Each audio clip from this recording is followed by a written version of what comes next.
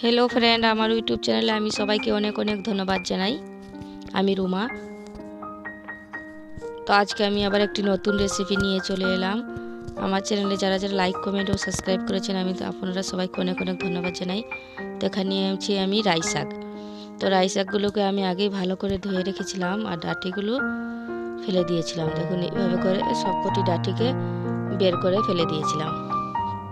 আর এখানে নিয়েছি কাঁচামরিচ কুচানো আর পেঁয়াজ কুচানো। এখানে নিয়েছি বেসন আর এখানে নিয়েছি আমি চালের গুঁড়ো। তো আমি শাকটিকে একদম কুচো কুচো করে কেটে নেব। আমার নতুন রেসিপি যদি ভালো লাগে তাহলে একটি লাইক করে দেবেন আর সাবস্ক্রাইব করবেন। আমি সবার ভিডিওতে একটা লাইক করে দিই। আর আমার রেসিপি কেমন হয়েছে কমেন্ট করে জানাবেন। আর কেউ যদি আমাকে সাবস্ক্রাইব করেন আমি 24 ঘন্টা পরে তার পাশে থাকবো। সাবস্ক্রাইব করে পাশেই থাকবেন, আবার চলে যাবেন না। তো এখানে দিয়ে দিলাম আমি লবণ, দিয়ে দিলাম আমি এখানে মরিচ গুঁড়া আর হলুদ গুঁড়া স্বাদ মতো, আর দিয়ে দিলাম লবণ, আর দিয়ে দিলাম কুচানো পেঁয়াজ, আর দিয়ে দিলাম কুচানো মরিচ। আর এখন দিয়ে দিলাম আমি চালটাকে আমি সিলেই পাটায় বেটে নিয়েছি। আপনারা চাইলে এখানে চাল গুঁড়িও দিতে পারেন। আর এখানে দিয়ে দিলাম আমি বেসন। তখন একটু একটু জল দিয়ে আমি ভালোভাবে মেখে নেব। একবার ওইভাবে বানিয়ে খেয়ে দেখবেন, খুব স্বাদ লাগে। তো দেখুন আমার মাখানো হয়ে গেছে। এখন আমি কড়াইয়ে তেল দিয়ে দেব।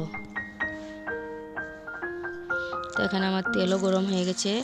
এবার আমি ছোট্ট ছোট্ট করে ভেজে নেব।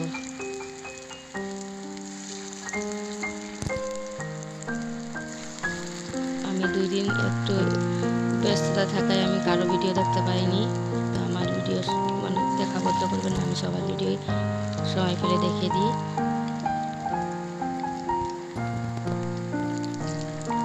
আর যে যেখান থেকে দেখছেন আমার ভিডিওটি সাবস্ক্রাইব করে পাশেই থাকবেন। তো দেখুন আমার বড়াগুলো হয়ে গেছে। এবার আমি নামিয়ে নেব।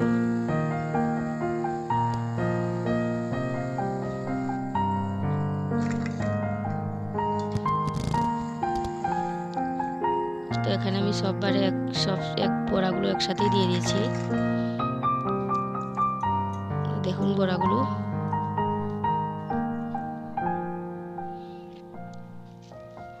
আমার রেসিপি দেখার জন্য আমি সবাইকে অনেক অনেক ধন্যবাদ জানাই।